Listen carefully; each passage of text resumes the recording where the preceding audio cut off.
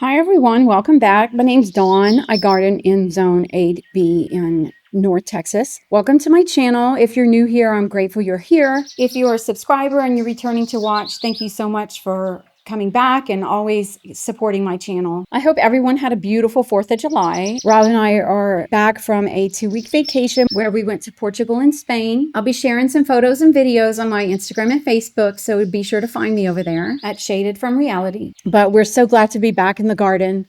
And as you can imagine, we had a lot of work to do. As always, leave lots of comments. I'd love to hear from you guys. And if you haven't subscribed, I hope you'll consider subscribing. All right, let's go ahead and jump right in. So many things are in bloom and so many things have been cut back. But just to give you a general overview of how everything's looking, it's been a hot July since we've been back. And unfortunately, we were there for the tail end of that heat wave in Europe. Barcelona was pretty hot. But let's go ahead and start here with the Goldstrom Rudbeckia. This is a beautiful, beautiful Rudbeckia. It's been coming back pretty strong every year, spreading so nicely. And because of all of this beautiful color up front, I've been able to cut back a lot of the perennials in the back of the bed. This is Senorita Rosalita. She's an annual and I love everything about her, but you can see she also needs to be cut back. And I love this annual color because it does kind of pad when I need to cut back my perennials. So several cutbacks have happened so far, including the Mystic Spires and the Amazing Daisies back there. Texas Fall Aster is all along the base here. This is the bed that I created earlier this summer. The Bridal Wreath Spirea is doing well. I want to highlight that beautiful Morning Light Maiden Grass back there. Absolutely gorgeous. I do have it in a couple of spaces here in the front garden. And coming around, you can see the dill. I don't see any pollinators, and that's the main reason I planted it as a host plant. And I've also got some parsley down here. Again, I don't see any signs of caterpillars, so that's disappointing, but keeping my fingers crossed. I have a volunteer Cleome here. You can see the Abelia has gone nuts. This is Radiance Abelia, and you can see it shooting sky high. I'll come in and close that or cut those off very soon. It's not my priority right now, so I'm just letting them be. Henry Dulberg, this is Mealy Blue Sage. It needs to be cut back. Haven't gotten to that. And you can see the double play doozy is going on to a second bloom. And that's one that I didn't cut back. I usually like to, but you can see the dark foliage in the new growth is still so beautiful. This is a really wonderful plant here in North Texas.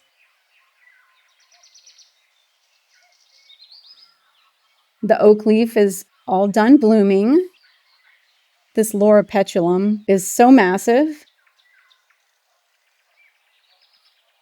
It's really beautiful back here, but you can see the rain barrel. We're harvesting lots of water from those June rains. The Japanese Clearis trimmed up as trees, doing wonderful back here. Coming around, you can see how sad that is. The Mystic Blue Spires. I cut it back, and yes, it's devastating. But from the front of the garden, everything looks fine because of everything going on up there. You don't even notice the spirea missing, but it was beautiful, but it had fallen on top of everything. So coming around, you can see the Helen Weinstein lamb's ear. Lots of Kufias. They're self-seeding all over my garden. It's pretty wonderful. They're a beautiful annual to have, by the way. Love the Texas heat.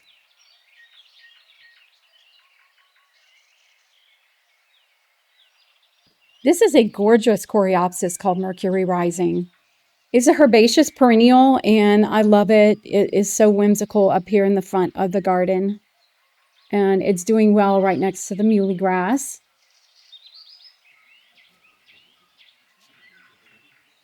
Which is filling out nicely, by the way. This is the Zexmania tucked in back here with the Blackfoot. I'm sorry, that's milkweed behind it. And then next to that is the Mexican bush sage. This is a bicolor. It should start doing amazing once it really, really starts heating up. This will come alive. And the milkweed over here, this is a swamp milkweed. And I love it. It has been in bloom almost all season, all the way from spring. The Rattlesnake Master here is putting on a lot of growth. And you can see all sprinkled throughout is Blackfoot daisy.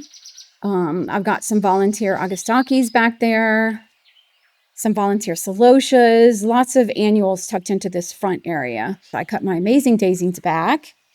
There's some volunteer zinnias in front of that. The cone flowers have just taken over and reseeded this entire area, and I'm going to let it. These haven't started blooming yet just because, again, these are new from seed, but I expect them to start blooming soon. So between the cone flowers and the zinnias, this is going to be a really, really pretty and pink area. Another volunteer Augustaki, just very beautiful. A volunteer Kufia here. And then these are volunteers dragon breasts, celotias, one of my favorites. And it has volunteered all over my garden, actually. Tucked away back there is a few new natives. Gulf Coast penstemon is back there. I also have a giant coneflower, actually 2 giant coneflowers back there. The gladiolas have all been harvested. And I need to get in here and cut back my Russian sage. I've cut back the midnight masquerade penstemon.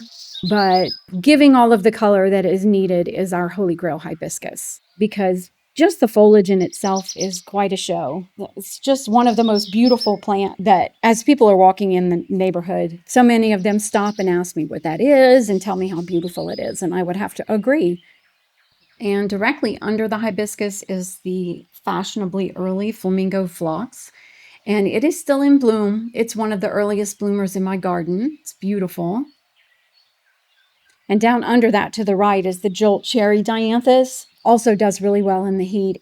The Liatris Blazing Star is coming out of bloom. I think this was in bloom when we were on vacation, but I love to leave the spiky stalks and the foliage. I think it had so much interest, and especially right now when so many things are starting to burn up.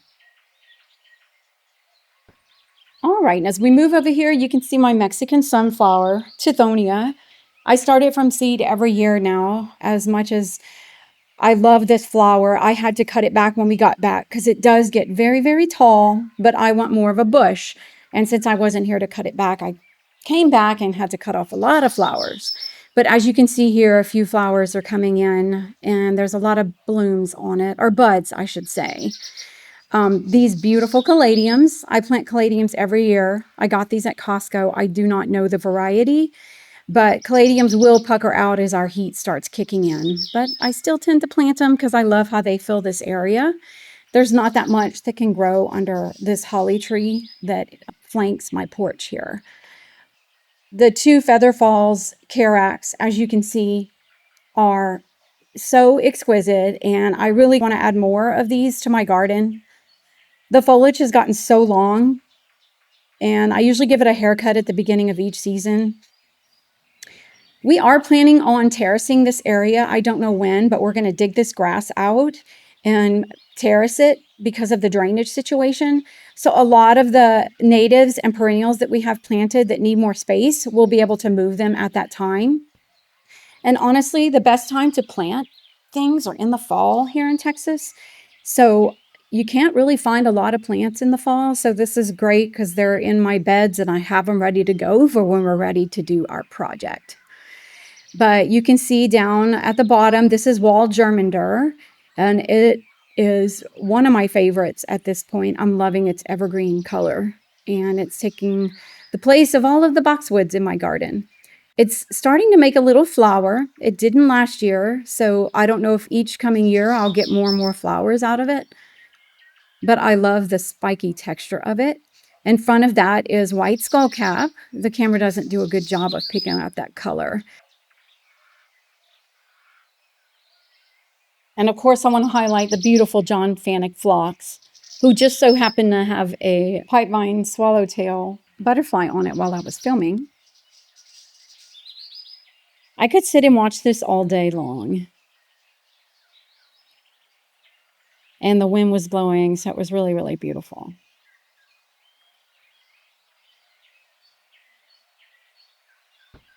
All right, and as we come around, this is Vivid Bright Lights Dianthus down there. That's a Monrovia Dianthus. Lots of volunteer salvia and ducapfia again. That is a Rose Creek Abelia. Several in there just to give some evergreen color. And then as we come around, the Horseman Blue Batis cedar is looking amazing. That light blue conifer is so beautiful with the river rock. But it is a semi-dwarf, and it'll be about 8 to 12 feet tall when it's completely grown. And Rob's water feature looks fantastic. We love the sounds that it makes now in our front garden. And we've been wanting one forever, so when he saw that pot on the side of the road, that was pretty cool. And he did make this himself, and we did create a short video on how he did it. I'll put the link right here. But again, lots of profusion zinnias and volunteer kufias. This is my Mexican mint marigold that I've cut back. It's one of those that you do need to cut back, or by the time it starts to bloom in the fall, it will flop over. But I do love this plant for the gorgeous golden foliage that it is in the fall. And then coming around, we have more of the Rose Creek abelias. And then you can see here is this gorgeous, gorgeous crowning glory. It's a purple rain pineapple lily. I'm not familiar with this plant, but it looks like it's going to take, and I'm excited to watch it grow. But I've got some mealy cup sage growing back there from seed. It's going to be white. And all of these plants, just a lot of evergreen color going on between the sunshine ligustrums, the abelias, and the lamb's ear. And then you can see under the Japanese maple, I've just got some seeded Coleus. That dark burgundy foliage is so pretty with all of the minty and grayish colors going on back there with the foliage. And as we come around, the magnolia is doing beautifully. And I think there's a few blooms left on it. You can see one way up high. But for the most part, it's done blooming. And I love it because it hides my ugly hose back there. So it does its job. But all this coming around and this awesome Pretoria canna lily. I dug some up from the back, and I'm bringing this gorgeous foliage up here to the front because you just can't beat it. And these pots here, these are just another wonderful addition that we found in the neighborhood. It's wonderful when you have neighborhoods and they put things out on the street. So we got 4 of them. We kept 2, and then I gave 2 to my daughter when I went and landscaped her house for her, and I gave her 2. But I love the rustic look of the planter. I do have drip in here, so I don't have to come out and water it every day. It makes a huge difference. And this is, let's see, coming around here, I again just have a lot of volunteer dragon's breath celosia that I underplanted under the Japanese maple. So it's growing slow, but I think that red color is going to be really pretty as it gets bigger. Coming around front, just a lot of ground covers. The ground cover juniper, so pretty. It was covered in baby oaks. Rob, when we got back, he came through and trimmed up all of those baby oak trees, and it seems to be a constant that there's not that much we can do about. I've got Henry Dulberg over here, and you can see it's looking crusty, so I'm going to come make sure to get the Texas chop on that. This bicolor salvia is in bloom and still looks pretty. Artemisia going strong, and I've got the second pot over here, also hooked up to drip, so makes it a very pretty just to add some height right here into this bed. All right, as we come around onto the other side, the Artemisia bed that I did earlier this season looks great, and it's underplanted with some dichondra falls. And then terraced below it is the big blue liriope. Another perk of living in a neighborhood where they're putting things out at the driveway, we got this really cool rock, and we don't know what we're going to do with it yet. We're going to have to chip off some of this cement if we want to use it, but we've already used others in multiple places in the garden. All right, friends, let's head to the back. And I'm going to try to capture this before the sun starts rising. Dichondra falls all throughout. This is the same Cleome I have in the front, the Senorita Rosalita.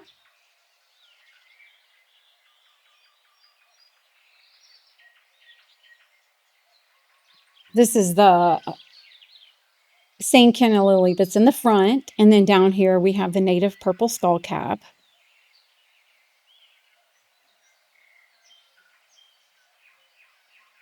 And then behind it is the Mexican mint marigold, which I have not had a chance to cut this one back yet. There's a mango blanket flower down there with lots of self-seeding zinnias all around it. As you can see, I need to come in and give those a cut. Dwarf crepe myrtles. They look like they're kind of coming out of bloom. There's some yellow yarrow and that lesser catmint. Both of those I have cut back. And then here's a gorgeous planter. This is not mustard like I thought. This is actually a beet. And then it's underplanted with creeping jenny. There's some lavender and rosemary in there. It's a gorgeous planter. And I do love to add herbs and veggies in my garden. If their foliage is pretty like that, why not, huh? And then you can see a clematis growing up into the crepe myrtle, because why not? All right, these are in the sun, so we'll come back to these in a little bit. And here's the container garden with the morning sun coming through. It's so beautiful. But I wanted to show you this cute mobile that we got in Portugal. Little dragonflies. It's so cute. And when the wind blows, their little tails spin. I love it so much, but I do think that it might be scaring away the hummingbirds. So I'm not sure if I'll be able to leave it there. I'll have to find another spot.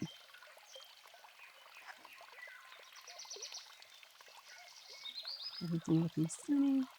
Beautiful Japanese maples in pots. Thing is getting huge. And then I'll keep spinning. I'll do a slow spin, show you guys everything. This is the bloodgood. And then I want you to know, people ask all the time about weeds, but look what we did come back to. See that? That is all weeds, guys. All weeds. Well, other than the sedum along the house here. And this is one I keep putting off because it's in sun most of the day. So there's really not a good time to come out here. But lots of Coleus. The dragonwing begonia does so well all summer long. Beautiful guacamole hosta, and it's about to bloom.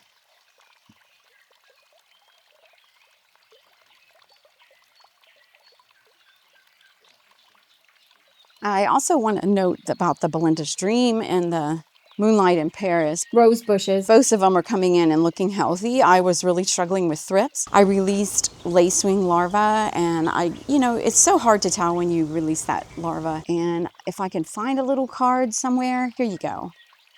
Look right in there. So you purchase the little cards, and I think I got these from Arbico Organics. This is old, you won't see anymore, but it's larvae in glue, and then, well, it's not glue, but whatever it is, the product they use. And then the larvae release themselves slowly into your plants. So you put them on the plants that you're really struggling with, and then you just hope they take over your garden. But obviously, they're working. Previously, with thrip damage, you would see lots of brown sucking away at your buds, and so your buds already look brown before they open. Anyways, that's a relief. Looking good, looking good. Everything in the container garden is interplanted with just lots of varieties of Coleus. More Coleus. And I found this variegated Bear's Breeches, so I thought I'd give it a try. It's full of crepe myrtle snow. However, the new growth looks like it's coming in non-variegated. So we'll see. That happens a lot. Beautiful hydrangea turning green back here. It's doing well. It's doing well in this area. It hasn't turned crispy yet, which is very interesting. The Australian tree fern in the pot is amazing. Huge. And back here I have 2 leopard plants. You can see the clematis, and if you saw some of my earlier videos, you saw we had to cut it all the way down because we were staining these fences, but it's definitely had a nice comeback. And even though we cut it down, the blooms are scattered throughout. So if you're interested in growing clematis, I will put the link to the video because I have started so many babies along this fence. It was originally 2 plants, then it turned to 3. Lots of babies. This is a new baby. So I do highly recommend you giving clematis a try. Leatherflower is a good native if you'd like to try a native variety, and I'll show you that in just a little bit. Another Japanese maple, you can see all of the clematis growing into it. Lots of new growth. And I do not see it harming the tree just yet, so I'm not worried about it. I threw a little dill seed in right there, so look, it's actually coming up. I didn't think it was going to get enough sun, but it is so. And these are all on drip from both the sprinkler head and the water hose. Again, container gardening can be a little bit of a struggle in Texas just because of the amount of heat, and they dry out pretty quickly. So if you're going to have a container garden, I recommend you set it up on drip or just put plants that can handle the drought. These holly ferns are very old now. You can see how beautiful and large they are.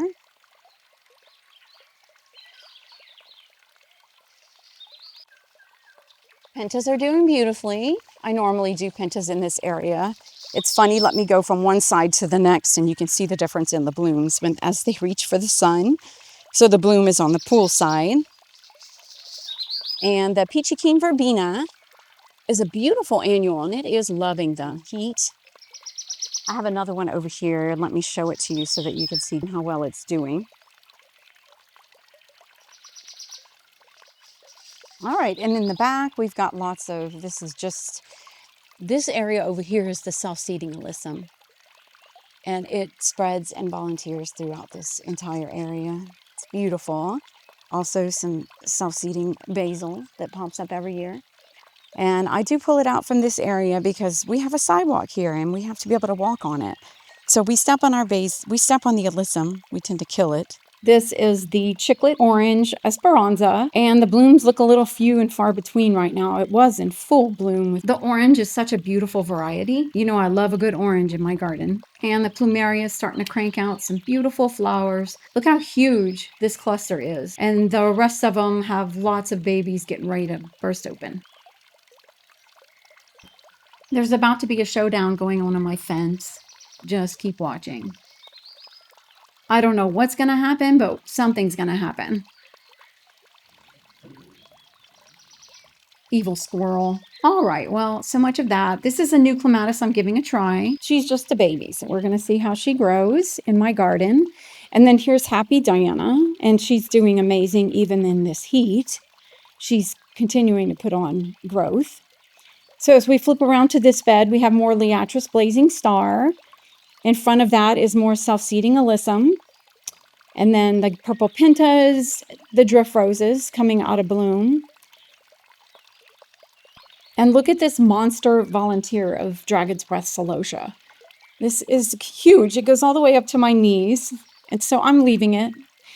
And then more gorgeous John Fanick phlox back here.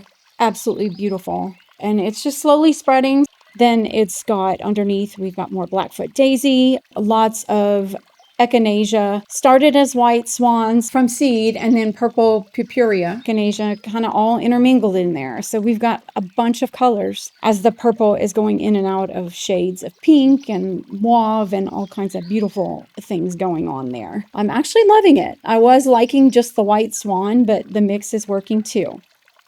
And then another favorite for my pollinators is this lesser catmint.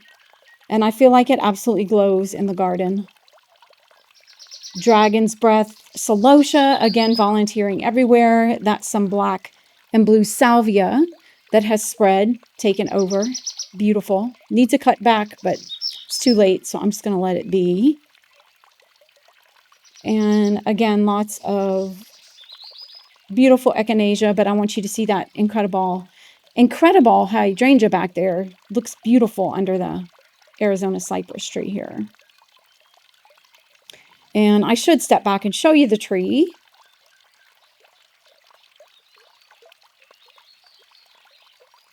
All these colors together look very, very beautiful. They work well.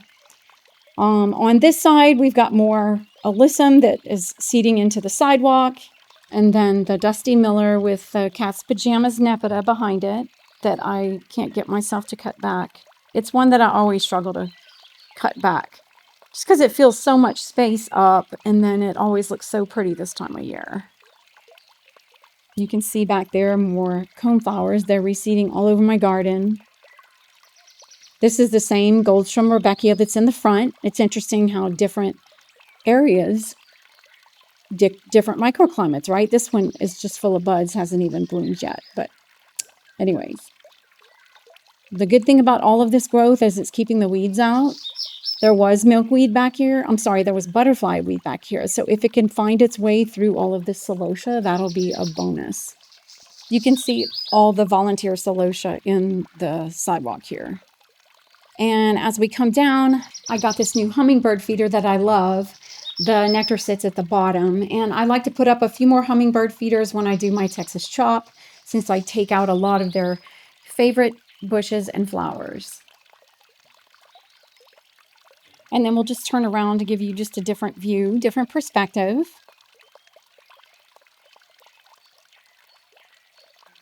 It's very colorful, but I think it does work together well. And down here we have the moonbeam coreopsis. It just now seems to be putting on some growth. All tucked away under these Eagleston hollies. I've got, I think, voodoo sedum in here, and then we've got some autumn joy sedums. And also lyre leaf sage up in there, as well as the purple foliage is oxalis, which I'm now becoming to be a little more grateful for, since these Eaglestons have been such a challenge to grow anything under. I'm actually grateful for the purple oxalis. Never in a million years that I thought I'd hear myself saying that. But down here, we have, again, more pink Kufia, and then it's scattered throughout with some Augusta lavender heliotrope. Both of these are reseeding every year. The Kufia reseeds, but it's super, super slow to get started. The heliotrope reseeds, and it gets started very quickly in the spring. Gorgeous combination. And as we come around, another ground cover that I'm grateful for is this silver and gold chrysanthemum. You can see that it is kind of taking over under this holly tree, and that silver and gold chrysanthemum, you can see the silver foliage underneath. I love this plant, and in the fall it creates this really small gold little ball. It's just wonderful. So it does spread by rhizomes underground, just like the oxalis. So I'm letting these two go to town. And here's a good look at the Eagleston hollies. They're putting on lots of growth. We're trying to get them to grow straight up, and that's why you see rope everywhere. But I did trim both of my oak leaf hydrangeas this year. I'm wanting more growth upright. It is growing so far into the sidewalk. I'm really having to prop them back by using string or whatnot to hold the branches upright. So I've either been propping them with stake, or I've been using burlap and tie it to the fence, just like this. And you can see that there's already some new growth. And then on the other side, we have underplanted. The Coleus here is underplanted with more Helen von Stein lamb's ear, some more cat's pajamas, cat mint, some nandinas, hostas, all here under the Japanese clayeras. And then on this side, I'm trying a new native here. This is heartleaf skullcap. It did have some blooms on it earlier in the season. While I'm here, I want to highlight this gorgeous bird feeder that Rob and I put together. Holds several bird feeders at a time. And the birds have been visiting our garden left and right. It's been pretty cool. And then this container garden, I've got lots of Coleus. This is a Coleus tree that I've had for several years now. And I don't even know the variety of this Coleus, but it's so beautiful. And it's just super, super tall. And I've just got some creeping Jenny in it. But we bring it into the greenhouse every year. I'm trying to make a Lantana tree. So I've got them braided into a trunk and then just slowly clipping this growth. You know, I love to make things into trees. And I'm trying some succulents in this spot. I have string of bananas down here, which I absolutely love. I've got it in a couple of spots in the garden now. There's one back in the container garden. And then this one up here is Aeonium Voodoo. It's looking pretty cool. And then what I thought was dead was my Shirley's Bouquet Rose, which was originally in this pot. And I see that it actually lived. I thought it died in an ice storm. So I'm thrilled. And then back here, you can see all of the hostas underplanted from the oak leaf hydrangea tree that I'm pruning. And I'm just trying to shape it right now so that it fills out at the top. I've got lots of hosta varieties, a leopard plant, and a wood violet all underplanted there just to kind of fill that area. It gets full shade. This is the variegated liriope, and then creeping germander in front of that. And then that tall grass is blue fescue grass with gray Santolina underneath. Since I'm not able to highlight every single plant, please let me know if there's something that I'm not highlighting and you want to know what it is. Just let me know at the time that it's shown and I can let you know. When I cut my oak leaves back, I propagated a few little babies and it looks like they took. So down here you can see, I think 3 of them took. Several others didn't, so I've already just tossed those. But these, you can see how happy they look. So that's exciting. Once they get going, I'm going to go ahead and put them in my daughter's garden at her new home. And you can see a radiant Sibylla also took well. That's just one way you can propagate oak leaf hydrangeas. I made a full video on that and I'll share that with you. I'll put the link right here.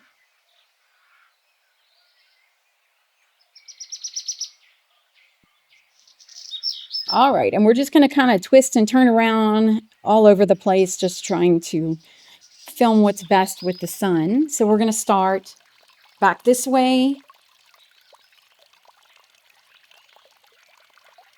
And you can see the morning sun coming in, looking beautiful. The wind's blowing, so it is kind of a nice breeze right now. But I have here on the left more Tithonia. Same thing, I did have to cut this one down. And a few more flowers have popped up on the one here in the back than in the front.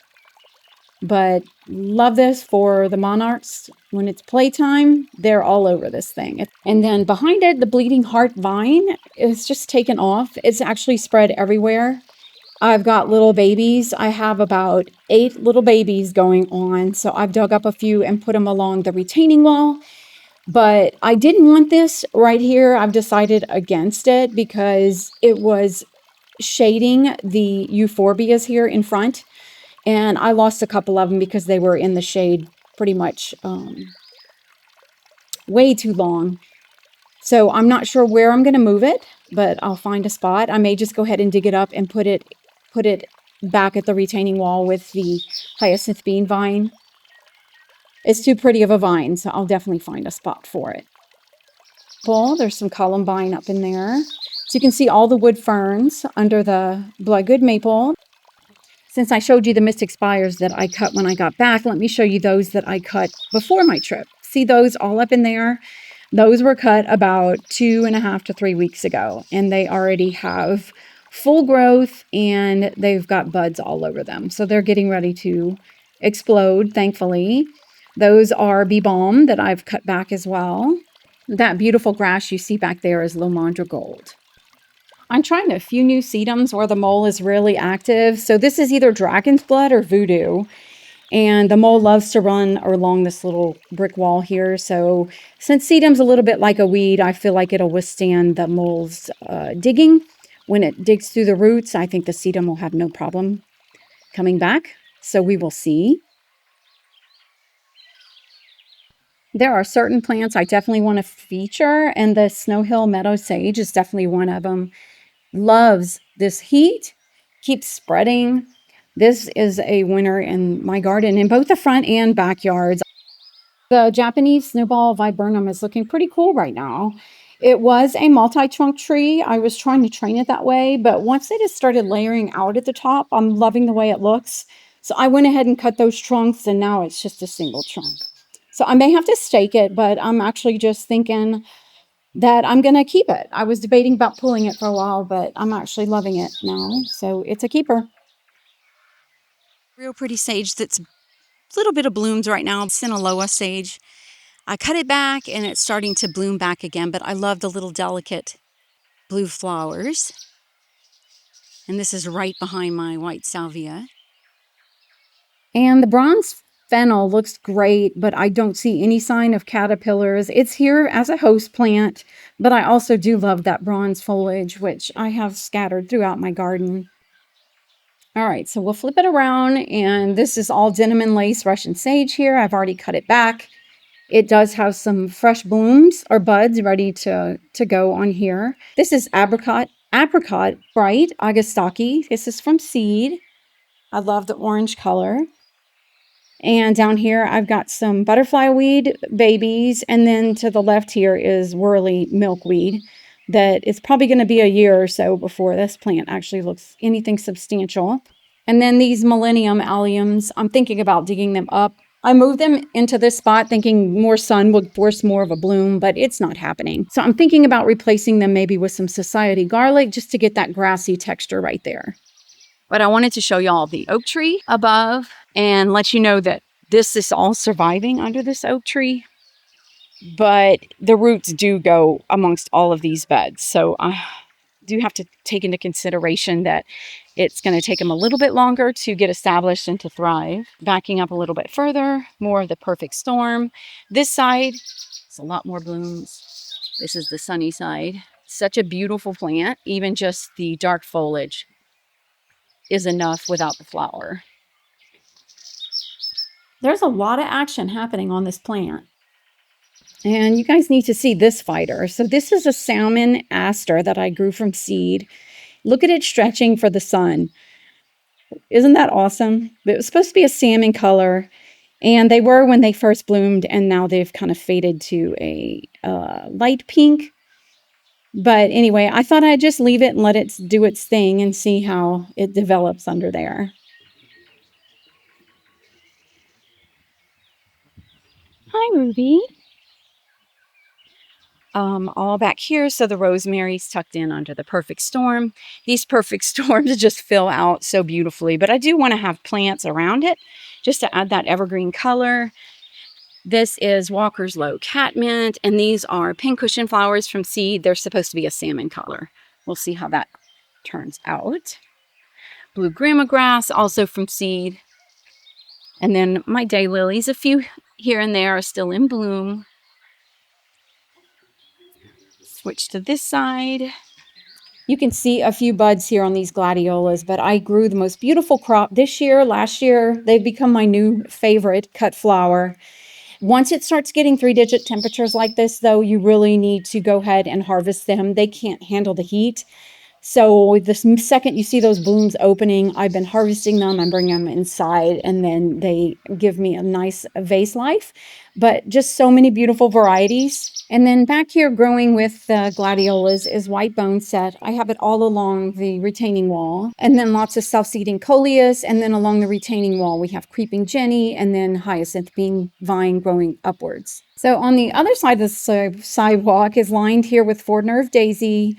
We've got a nice drift of peach drift roses, probably on their second or third flush by now.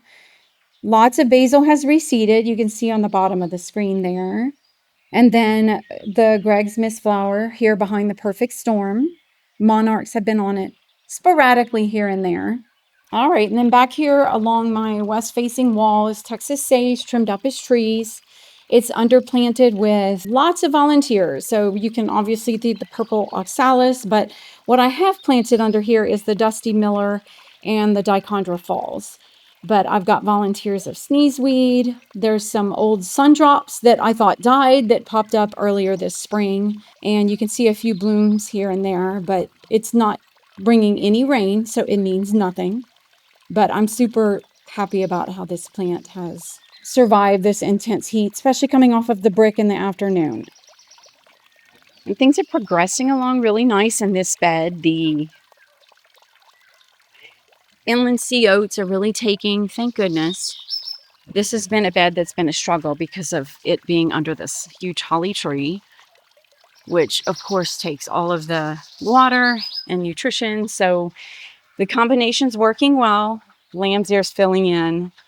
I do have some Lysianthus on this side, just with continuous blooms.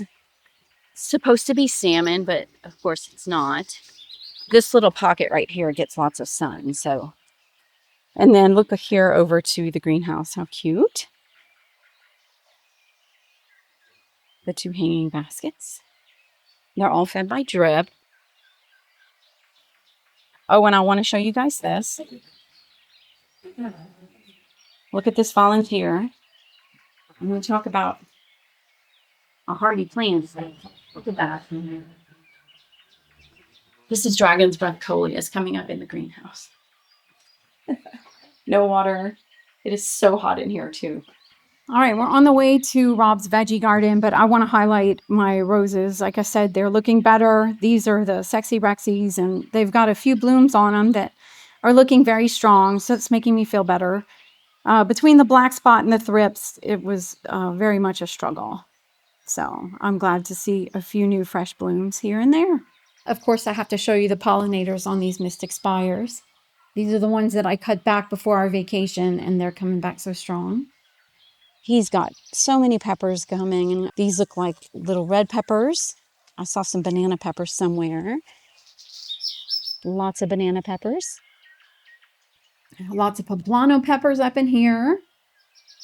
Lots of things need to be harvested. Cherry tomatoes coming out of the wazoo. Some Roma tomatoes in there. Eggplant.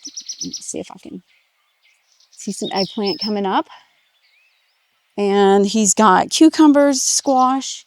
I wish I had taken a photo of the biggest cucumber I've ever seen. I don't even know if it was legit, but we didn't. I think that's about it.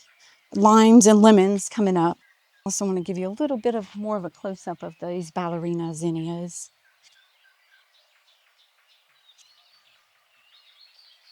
They're beautiful.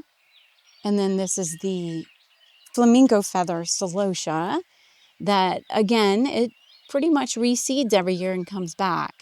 I don't know if the quality is going to be as good because I did not throw in celosia seeds this year.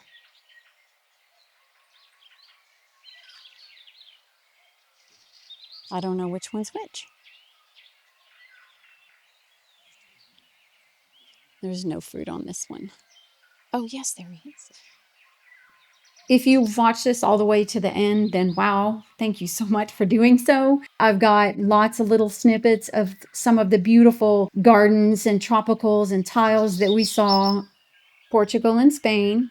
And I think you'll think they're just as beautiful as I do. But I'll be sharing these again. If you want to see more, find me on Instagram and Facebook under Shaded from Reality. And I'll be sharing them through my stories and posts. But as always, thanks again, everybody. Don't forget to like and subscribe. Turn on your notifications so you don't miss a video. And I hope to see you in the next one.